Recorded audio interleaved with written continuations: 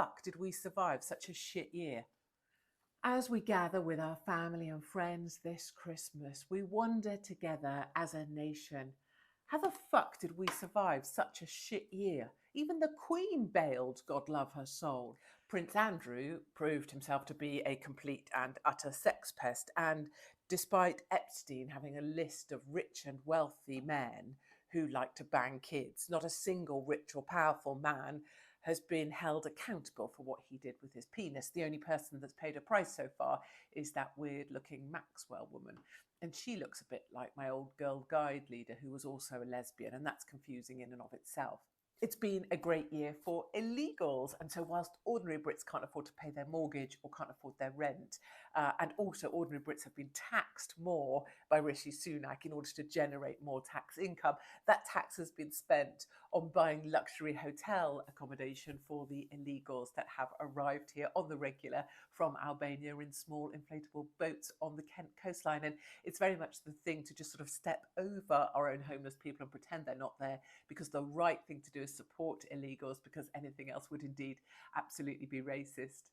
The march of stupidity continues apace inside the BBC, where no competition, be it dancing or baking or sewing, is complete unless it's actually a competition about who can be the most diverse or the most disabled. And that was shown off to good effect this year. We have women crowbarred into presenting jobs in the most ill-fitting places. And then we had a guy win a dancing competition with pigeon toes because he's going to be the next David Attenborough, which is probably news to David Attenborough because he's not even dead yet. Just Stop Oil had a bit of a year. It was time for our young people to decide it was their time to shine, particularly if they went to a very expensive boarding school and never paid a bill in their own life, and were all brainwashed to believe that the end of the world is nigh. So they did things like threw paint over a Monet in a gallery or glued themselves to a Van Gogh. With the assistance of the British police that the taxpayer pays for, many also decide to climb gantries and stop ordinary people getting about to do things like work or try and feed their own families. We're not sure entirely what these small children were trying to prove, but we are reminded that posh kids are a liability, and anybody called Iolanthe should be avoided at all costs.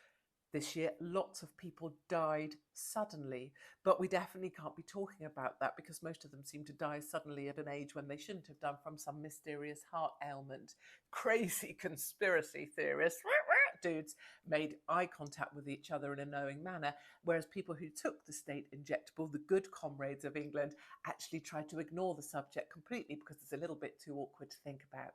It's the year of Rishi Sunak, and despite not having had an election, and also the last Prime Minister not being elected either and being outlived by a lettuce, this one makes the third Prime Minister in a year. This one's called Rishi Sunak, and he looks a bit like Roland Rat, though is considerably shorter, but with more expensive footwear. And the only thing noticeable about Rishi Sunak is his lack of noticeability in the press, I guess keeping a low profile and doing the bidding of his global masters.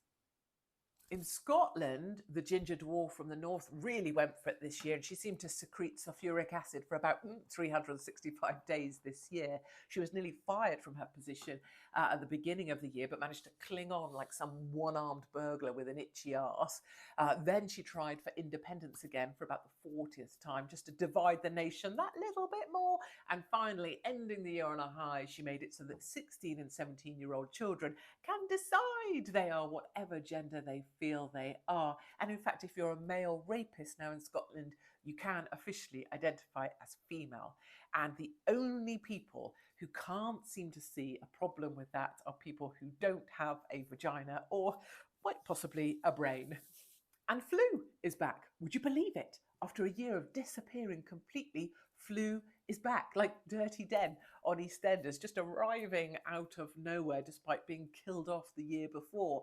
It seems almost like, I mean, if you were one of those crazy people, you might think that the medical professionals that you used to trust were all operating according to a script laid out by the government.